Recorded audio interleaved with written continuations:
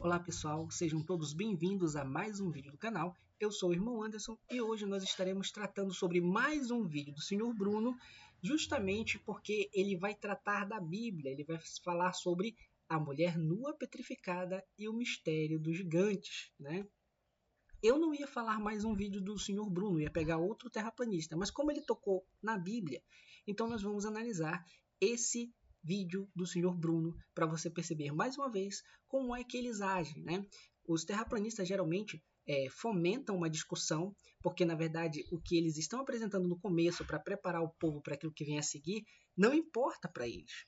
O que importa é que você está cheio de informação que você muitas das vezes não entendeu, e aí ele vem com a argumentação principal do vídeo dele, que muitas vezes, ou todas as vezes, é sem fundamento, tá ok?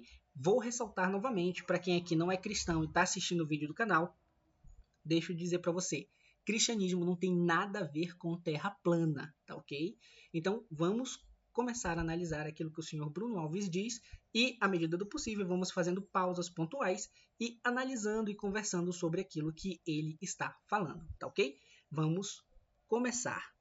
Ok? Para quem não entendeu ainda sobre isso e não viu os vídeos antigos que eu tenho, né, explicando, obviamente nós temos inúmeras florestas petrificadas pelo mundo, né, inclusive aqui no Brasil, são sítios arqueológicos, né, e como que ocorre esse processo de petrificação, né, da madeira, o processo de petrificação até de corpos humanos, né? Esse processo ocorre por um conjunto, né, de acontecimentos que é conhecido como silicificação. É o processo de oxidação do silício, ok? Então, por exemplo, eu vou dar um exemplo aqui, que a madeira, né, contém bastante silício. Nós, seres humanos, temos no corpo apenas 1% de silício, né? Nós somos feitos na sua maioria de carbono e temos apenas 1% de silício. No período pré-diluviano, ok? Naquele período, eu vou aqui apenas dar assistam até o final, eu vou apenas dar uma pequena, né?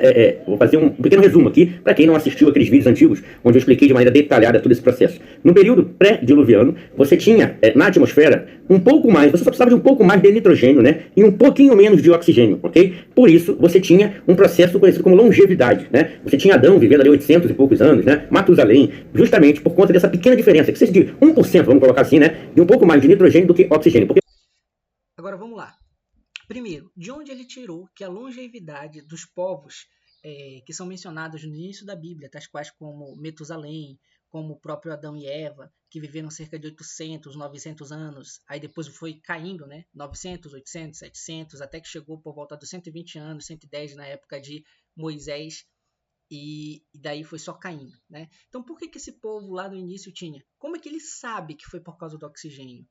De onde ele tirou esses dados, né? Qual foi a pesquisa que apontou isso? Né? Será que foi só isso mesmo? Será que não tinha a ver com a alimentação? Será que não tinha a ver com a estrutura genética dos nossos parentes antepassados? Né? Nós temos vários pesquisadores cristãos que estão trabalhando nesse tipo de teoria. Então, nada é conclusivo, tá? Mas ainda estão pesquisando. Então, por isso que eu apresento para vocês como uma hipótese. Ainda não foi comprovado, ainda precisa de mais evidências para se tornar uma teoria dos criacionistas, tá ok? Então, o que o seu Bruno está falando aqui não tem nada a ver com esse trabalho dos criacionistas. Na verdade, eu não sei de onde ele tirou essa informação. Eu até procurei em alguns sites criacionistas para ver se ele tirou de algum lugar, mas não vi. Então, não sei, sinceramente eu não sei de onde ele tirou essa informação, mas não foi só por causa do oxigênio, mas vamos deixar ele falar aqui e depois pontuaremos mais algumas coisas, ok? Para quem não sabe, o oxigênio é responsável por nos dar vida, ao mesmo tempo, oxigênio, nitrogênio e outros gases, o oxigênio ele também é responsável por oxidar as nossas células, isso é envelhecer as células, né? Esse ponto é verdade, o processo de silicificação que ele usou, de fato existe, o processo de oxidação sanguínea, né? Os radicais livres que envelhecem a nossa pele, o nosso organismo, de fato existem, né? Então são meias verdades que permeiam a mentira dele. Colocar meias verdades para fortalecer uma mentira continua sendo mentira, né? Ele está falsificando o fato, né? Utilizando meias verdades, coisas que são reais, para tentar fortalecer a mentira que venha a seguir. Ou, não vou chamar o senhor Bruno de mentiroso, mas ele se equivocou grandemente aqui nessa argumentação desse vídeo e nós vamos continuar e você vai ver, ok? Então, no período pré-diluviano, esse oxigênio era um pouquinho menor, né? e as pessoas tinham mais longevidade, ok? O que aconteceu foi que durante o período do dilúvio, né, um período pré-diluviano, o que nós temos de teoria é que, como as escrituras relatam, né, que haviam gigantes em vários trechos, eu vou passando o vídeo aqui, enquanto... Aqui temos um detalhe, né? Ele vai falar sobre os gigantes, olha, como aqui no versículo de Gênesis 6:4, né, que haviam naqueles dias gigantes na terra. Só que o Sr. Bruno entende esses gigantes como gigantes de fato de cerca de 70, 80 metros de altura, alguns até de 100 metros. É só você ver um dos vídeos em que ele posta a face, digamos assim, a face de um gigante que na verdade é uma rocha, uma montanha enorme. Então, como pode? Não, na verdade não tem nada a ver o que o Sr. Bruno está querendo dizer com aquilo que de fato eram esses gigantes na Terra. Tá? Até porque isso seria um problema, né? Mas aí a gente já vai tratar desses gigantes daqui a pouco, tá? Isso, né? As escrituras relatam que haviam, tá aí a foto, a imagem de um rosto, né, de um gigante petrificado. Detalhe, aqui um outro erro do nosso amigo Sr. Bruno. Na verdade, isso não é um gigante petrificado. Nós estamos aqui sofrendo o efeito de pareidolia, que é quando você consegue perceber feições ou figuras humanas ou de animais em objetos. Como, por exemplo, nessa rocha aqui, tá ok? Então, isso não tem a ver, isso não é um gigante que morreu e virou pedra, tá? Isso daqui é uma pedra que tem o formato de uma cabeça humana, tá? Se você for pesquisar, meus irmãos, tem algumas fotos que ele vai colocar aqui que são fake, tá? Mas, admitindo que essa seja real, é apenas pareidolia. Ou você nunca parou para olhar o céu e observou, de repente, alguma nuvem que está no formato de cavalo, no formato de unicórnio. A minha filha, um dia desse, vendo comigo, percebeu em uma das nuvens que estava passando quando a gente estava brincando aqui, que tinha uma no formato de unicórnio. E aí, é um gigante, um unicórnio gigante que foi transformado em nuvem? Óbvio que não, né? Na verdade, é só um efeito de pareidolia. Você pode ver isso na tomada da sua casa, que às vezes, dependendo da tomada, parece um rosto, né? E em vários outros lugares. A gente pode dar N exemplos aqui. Mas o que importa isso é simplesmente um efeito de pareidolia. Quando você olha para um objeto e consegue perceber feições humanas ou de animais naquele objeto. Única e simplesmente isso, tá ok? As escrituras relatam que haviam gigantes na Terra em várias partes, né? Agora vamos para aquilo que a gente vai notar aqui. Olha só, o restante de Gileade, como também todo o Bazã, o reino de Og, dei a meia tribo de Manassés, toda aquela região de Argob, por todo o Bazã, se chamava a terra dos gigantes. Olha só, essa daqui era a terra dos gigantes. E aqui ele cita Og. Eu não sei se o senhor Bruno faz isso de maldade, mas se você pegar na Bíblia o rei Og e der continuidade à leitura aqui, eu já até peguei para vocês, olha. Deuteronômio, capítulo 3, versículo de número 11. Essa é a tradução que ele usou, tá? Porque, olha, tá aqui, filho de Amon. Aí ele vai dizer assim, olha, vou ler para vocês. Porque só Og, o rei de Bazã, restou dos gigantes. Eis que seu leito, um leito de ferro, não estava porventura enrabado os filhos de Amon, de 9 côvados o seu comprimento e de 4 côvados a sua largura, pelo côvado comum. Aí você pode me dizer, mas Anderson, eu não sei o que é côvado. Côvado era uma medida daquela época que se media da ponta dos seus dedos até o seu cotovelo. Então dava aproximadamente 45 centímetros a medida de um côvado, tá? Mas aí a coisa mais simples de se fazer é pegar uma tradução mais atual da Bíblia, onde ela já faz a conversão para você. E aqui ela vai dizer, olha, aqui é a tradução NVI, que traduz aqui, ó, e já faz a conversão para você de côvados, 4 metros de comprimento e 1,80 m de largura. Então, se a cama do nosso amigo tem 4 metros de comprimento e 1,80 m de largura, automaticamente ele não pode ter 40 metros, 50 ou 60 metros de altura, né? Ele tem que ter menos do que a sua cama. Se a cama é de 4 metros, ele deve ter no máximo 3,80 metros para ele ficar confortável na cama. Você já viu uma cama em que você deitou e você viu que seu pé passava da cama? Né? Isso não acontece aqui com o rei Og, tá ok? Então, descarte isso. Mas para efeito de comparação, Ainda que eu viesse a supor que o rei Og tinha exatamente o mesmo tamanho da sua cama, que é de 4 metros, ainda assim é muito distante daquilo que o senhor Bruno aponta como sendo verdade na cabeça dele. E sim, meu amigo, é na cabeça dele, porque a Bíblia relata Og como sendo o maior gigante registrado na Bíblia. E ele tem no máximo, novamente, fazendo referência à cama dele, no máximo 3,80 metros. Tá ok? Então, essa balela dele de que eles viraram rochas gigantescas é totalmente equivocada, tá ok? Mas vamos deixar ele continuar falando. A gente sabe disso. E o que acontece, gente? Por que esses sítios aí arqueológicos, essas imagens de gigantes petrificados tem no mundo inteiro, ok? Essas imagens desses gigantes, novamente, um efeito de pareidolia, tem no mundo inteiro, em várias partes do mundo. E por que isso é escondido de nós? Por que os cientistas escondem isso de nós? Eu vou deixar ele falar e depois eu comento. É assim como acontece, né, nas questões espaciais, né, de misticismo, ocultismo, que são baseadas nisso, o processo é sempre ocultar, é retirar, remover o criador da equação. Na verdade, isso não tem nada a ver com remover o criador da equação. Eu não vou entrar em detalhes sobre os cientistas ateus, o que eles acreditam, deixam de acreditar, isso não importa, não é relevante para esse vídeo. Fato é que ele está dizendo que isso é ocultado de nós. E na verdade não. Se você for observar, tem muitos turistas que vão para esses locais e batem fotos. É justamente por isso que o nosso amigo Sr. Bruno tem fotos para mostrar para vocês. Não é porque é uma coisa escondida, é simplesmente porque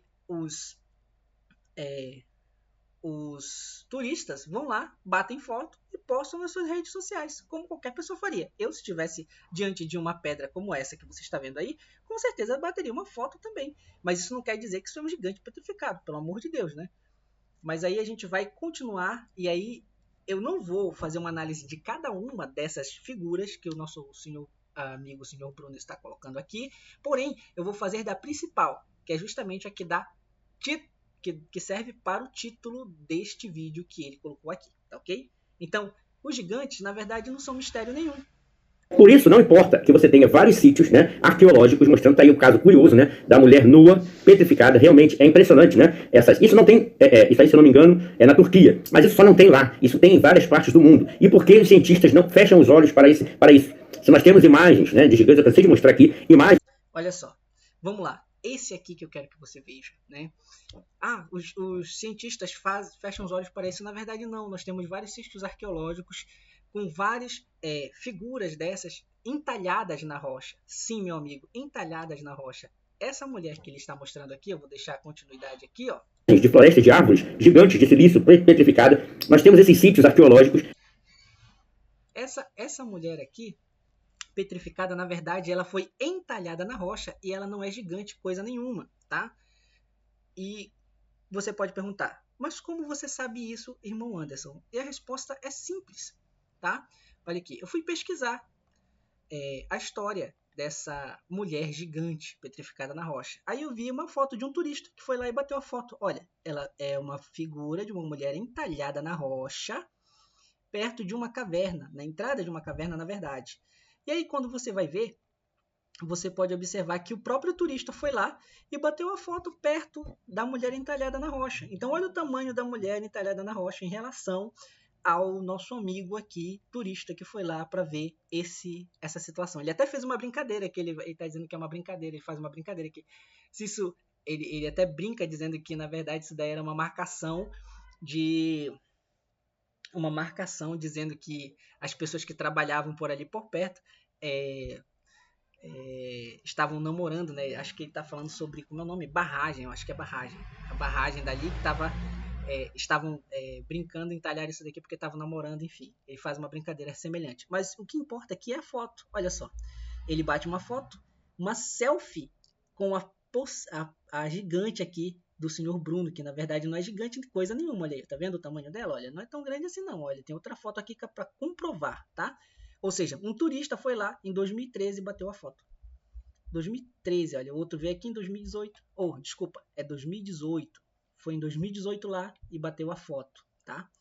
Aí eles conversam sobre esse tipo de imagem, aí eles criam teorias do que pode ter sido, para que serve aquele entalhe, mas é uma figura entalhada na pedra, não é uma gigante coisíssima nenhuma, tá ok? Inclusive, tem um outro site aqui, agora não é mais um Não é mais um turista que foi lá bater a foto. Deixa eu ver. Tá aqui, ó. Tá aqui, ó. Esse daqui é um site que está todo em persa, né? Você pode pegar no Google Tradutor aqui, ó, e vir traduzir isso para o português e você vai ver a história dessa mulher aqui entalhada na pedra, tá? E não tem só essas fotos aqui. Se você procurar nesse site aqui, vai ter muitas outras fotos de muitas outras coisas, enfim. Mas o relevante para cá é justamente a foto da mulher aqui. Ela foi tirada de um ângulo diferente e aqui de um outro ângulo, ó. Mas é a mesminha, tudinho, tá? Então não pode dizer que isso é montagem, porque afinal de contas não foi um cientista que foi lá bater foto. Foi simplesmente um turista. Perfeito? Então vamos continuar aquilo que o senhor Bruno está tentando explanar. Então isso daqui, digamos assim, a cereja do bolo do vídeo do nosso amigo senhor Bruno caiu por terra. Isso é realmente lá na Turquia, tá? Pelo menos uma coisa ele falou corretamente. Isso daí é lá na Turquia. Vamos lá. Gigantes de silício, petrificada. Nós temos esses sítios arqueológicos pelo mundo. Impressiona, né? É um corpo realmente de uma mulher nua, petrificado, né? Agora vamos lá. Outra coisa que ele esqueceu de explicar é como funciona o processo de fossilização. E para isso eu trouxe algumas imagens de fósseis aqui. Olha, por exemplo, uma fossilização nunca vai preservar perfeitamente a pele e os músculos daquilo que foi preservado na fossilização. Olha esses peixes, por exemplo, né? A pele, escamas, musculatura dele foi toda já embora pelo tempo. O que sobrou foi a sua estrutura óssea, tá ok? E um pouco do engelhado de sua pele tá por aqui e tal, mas tudo já foi embora. E quanto mais tempo passa, mais a parte muscular vai sumindo e ficando só a estrutura entalhada na rocha, mas aquela musculatura já foi embora há muito tempo. Olha aqui, ó, vários fósseis e por aí vai. Você pode procurar fósseis aí, processo de me desculpem. Vamos ver o senhor Bruno falar de novo. Eu parei em 4:08 aqui.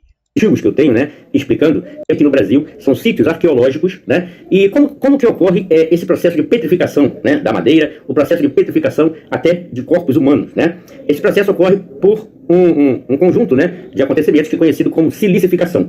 Silicificação, tá? A silicificação não é essa mágica que preserva pele, assim como tá aqui, tá? Então isso daqui foi só uma mulher entalhada na rocha, tá? Aí o site persa vai dizer que isso daí na verdade se trata de uma tumba de uma mulher e por conta disso essa mulher foi entalhada na rocha e vai te dar todos os detalhes, tá ok? Então você pode entrar, você pode pesquisar.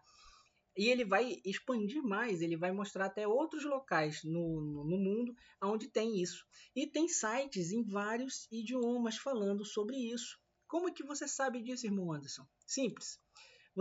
Como é que você vai fazer para evidenciar que isso é verdade? Ou mentira?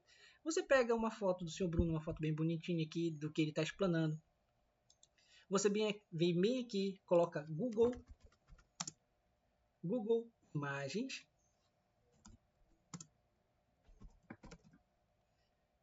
Perfeito. Google Imagens. Aí você vem bem aqui em Google Imagens. Clica aqui na câmera. Enviar uma imagem. Você fez o print. Agora você escolhe essa imagem aqui. Tá aqui, ó. A foto que o senhor Bruno apresentou. Aí você coloca aqui. Ele vai procurar correspondentes. Tá aqui, ó. Tá aqui, ó.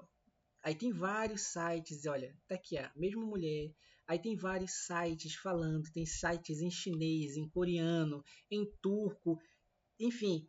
É porque tem até documentário sobre esse tipo de entalhe em rochas, tá ok? Então não tem nada a ver com gigantes, foi uma figura entalhada na rocha.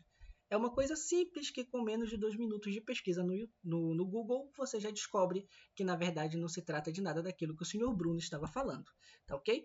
Mas vamos continuar aqui. E aí o mistério dos gigantes, né? Então por que eles escondem isso de nós? Por que ao longo dos anos eles esconderam, ocultaram esse processo de nós? Tem um único objetivo, remover. Vamos lá. Ocultaram, né?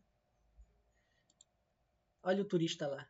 Como é que oculta isso se um turista vai lá e tira uma selfie, né?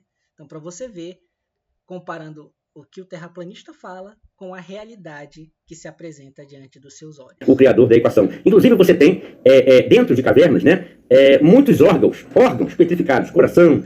Isso eu não vou nem entrar em detalhe, porque isso daí, meu Deus, só misericórdia, tá? Eu vou pular essa parte, porque, pelo amor de Deus. Então o que acontece? Esses seres humanos começaram a plantar as árvores gigantes, né? Por quê? O que aconteceu com esse processo de plantar árvores gigantes?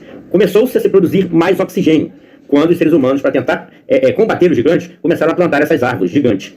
Olha só essa teoria dele, que eu também não sei de onde ele tirou. Como é que os seres humanos naquela época sabiam que o oxigênio seria uma ferramenta de destruição em massa para os gigantes?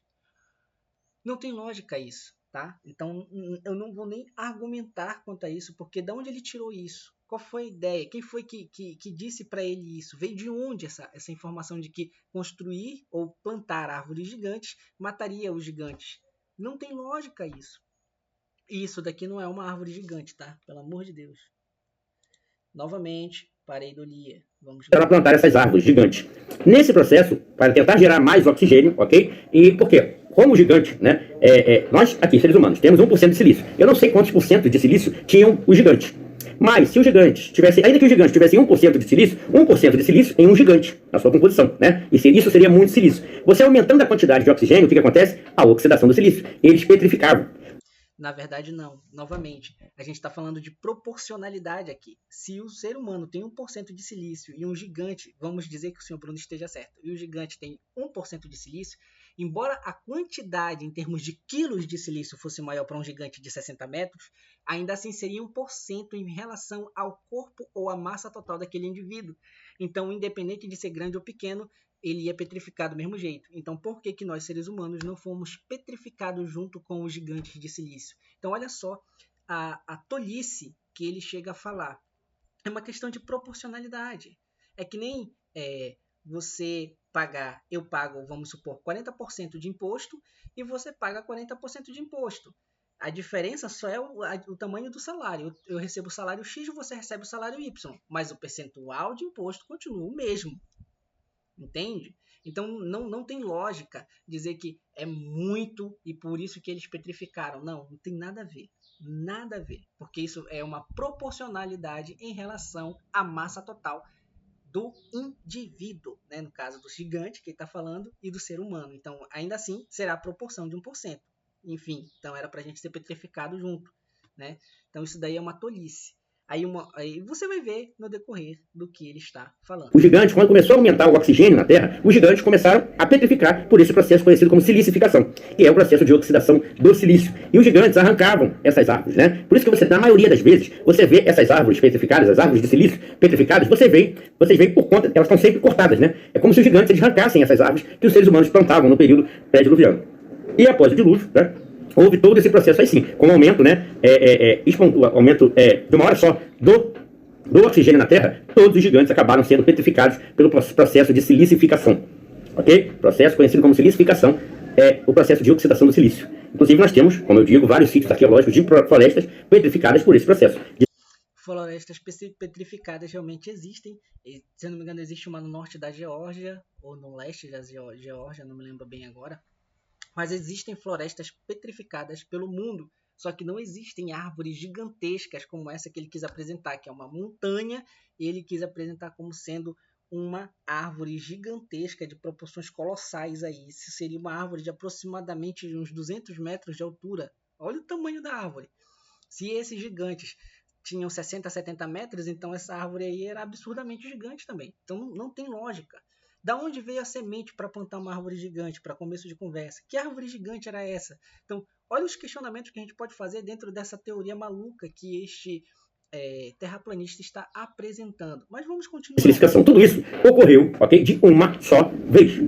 Todo esse processo, toda essa petrificação, né, a composição geológica do nosso planeta é, em grande parte, formada por esse processo.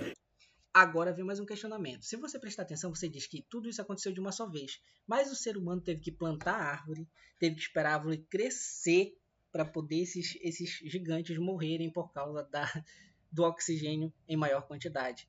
Então, olha só essa tolice. Então, como isso foi feito de uma maneira igualitária em todo mundo, né? Como foi que esses seres humanos se comunicaram para que em todas as regiões do mundo tivessem a plantação dessas árvores ao mesmo tempo e ao mesmo tempo essas árvores causassem o mesmo evento, né? Nós sabemos que se você é cristão, você vai olhar para o lado do dilúvio, né? E vai perceber que muitos dos fósseis que temos hoje advêm de uma grande catástrofe global chamada dilúvio. Mas eu não quero entrar no mérito de se você acredita no dilúvio, se você acredita na Bíblia, não. A situação aqui é refutar e rebater aquilo que o terraplanista está dizendo. Então não faz sentido na própria argumentação dele, porque você tem que pensar em como que foi coordenado esse ataque, como foi que eles plantaram essas árvores e começou a surgir. Essas árvores foram plantadas ao mesmo tempo, cresceram ao mesmo tempo e mataram todos os gigantes ao mesmo tempo. Você sabe que as árvores não são assim, não é verdade? E você sabe também que aí todos os seres gigantes morreram ao mesmo tempo, um ataque sincronizado de seres humanos de estatura normal, vencendo gigantescas e colossais, digamos assim, seres de aproximadamente 60 a 70 metros de altura. Então isso daí é meio esquisito, né? Para dizer o mínimo. Que ocorreu de uma só vez, ok? Quem nos afirmou isso, quem nos provou isso foi o Robert Gentry. O Robert Gentry, com a sua pesquisa dos halos de polônio... Essa pesquisa dos halos de polônio, ela basicamente considera a meia-vida do polônio, né? Ele vai mostrar como é o decaimento de meia-vida. O que é meia-vida, irmão Anderson? Para simplificar bastante, e eu volto a dizer, quando a gente simplifica muito, corremos o risco de ser imprecisos. Mas basicamente é o seguinte: vamos supor que o polônio dure 10 anos. Então significa que em 5 anos, metade do polônio que estava naquele recipiente foi desfeito, né? Ele perdeu a sua característica, metade dele se esvaiu. Daqui a mais 2 anos e meio, mais metade daquilo que já tinha ali naquele recipiente continuou se degradando, até que vai chegar um momento que, quando chegar, digamos assim, aos 10 anos, acabou-se todo o polônio que existia naquela localidade ali, ou naquela rocha, enfim, né? Isso daí é a base dos processos de datação. A datação carbono 14 é feita pelo mesmo processo, é feita uma análise do processo de meia-vida do carbono dentro de qualquer tipo de objeto encontrado na arqueologia, tá? Isso vale para a maioria dos nossos processos de datação que temos hoje. E esse processo de datação de halos de polônio já tem sido muito questionado. Eu vou deixar aqui apenas um artigo para você, eu não vou ler ele, tá? Mas esse aqui, ó. Esse aqui, você pode pegar isso aqui, pode colocar no seu navegador e dar uma lida nas lições para investigação das origens pelos halos de polônio. Aí você vai ver aqui um resumo bem básico do que é essa teoria. Mas como eu disse para você, o senhor Bruno não está se importando com o que diz essa teoria. Na verdade, ele não está se importando nem com... provavelmente ele nem analisou o que significa esse método de datação pelos halos de polônio, tá ok? Mas vamos deixar isso de lado e continuar ouvindo o que ele diz. Ele comprovou, ok, que de uma só vez toda a geologia da Terra foi formada. Então Robert Gentry pegou mais de 100 mil amostras de granito de todas as partes do mundo, viu ali que realmente toda a geologia da Terra foi formada de uma só vez, isto é, no período do dilúvio, ok? E todos os pares, né, de várias academias tentaram. Finalmente, o método de datação de polônio não tem nada a ver com o método do dilúvio, não tem nada a ver com o dilúvio em si, tá ok? Quando a gente vai para a questão do dilúvio, muitos cientistas criacionistas têm levantado hipóteses sobre os métodos de datação e por que nós acreditamos no dilúvio e uma Terra jovem, tá? Isso daí é um assunto para uma outra história, mas tem vários livros muito bons que vão te mostrar as evidências do dilúvio na superfície terrestre, tá ok? Evidências arqueológicas, evidências que são comprovadas de maneira científica, através dos testes de datação que nós temos hoje, né? E você vai ver isso na geologia e na arqueologia, mas isso é um assunto para outro vídeo. Então, tanto é que muitos criacionistas têm colocado a teoria dos halos de polônio em xeque, tá? Mas isso é um assunto para outro vídeo. Vamos continuar. Pegar aquele material e ser contrários àquele estudo e não conseguiram. Inclusive, o Robert Gentry recebeu uma carta do reitor de uma universidade no Arizona, e a carta dizia assim: você, com esses estudos, você acabou com todas as teorias que temos de mundo hoje, teoria do Big Bang, teoria, né, porque prova que a Terra tem pouco mais de 6 mil anos e que todo esse processo aconteceu de uma só vez. Então, só que o que fizeram com o Robert Gentry, já que os pares dele não conseguiram, naquela época, essa coisa de revisão por pares era séria, não é a bagunça que é hoje em dia, né? Então, como os pares não conseguiram contradizer o Robert Gentry, o que eles fizeram foi fechar todos os laboratórios do Robert Gentry, das suas pesquisas, e nunca mais financiaram pesquisa nenhuma dele, ok? Então, eu vou deixar isso como dever de casa para você. Vai lá e pesquisa se essa história realmente é real ou se o nosso amigo Sr. Bruno está apenas manipulando os fatos como ele fez anteriormente, tá ok? Pesquisa sobre o Robert Gentry, tem vários vídeos aqui no canal sobre ele também. E aí, o que acontece? Qual é o objetivo disso? É continuar fomentando o sonho Star Trek, remover o criador da equação. É mais fácil eles encontrarem um osso, né, e montarem lá no museu um Tiranossauro Rex, para dizer que... por que acontece? Porque isso gera renda, né? Os idiotas vão lá ver o Tiranossauro Rex, eles acharam um pedaço de osso desse tamanho, e eles vão lá com cartilagem industrial, constroem um Tiranossauro Rex, e aí... Eu acho interessante que na cabeça do Bruno, muita gente vai ao museu, aí volta, né? Lembra do argumento do vídeo passado?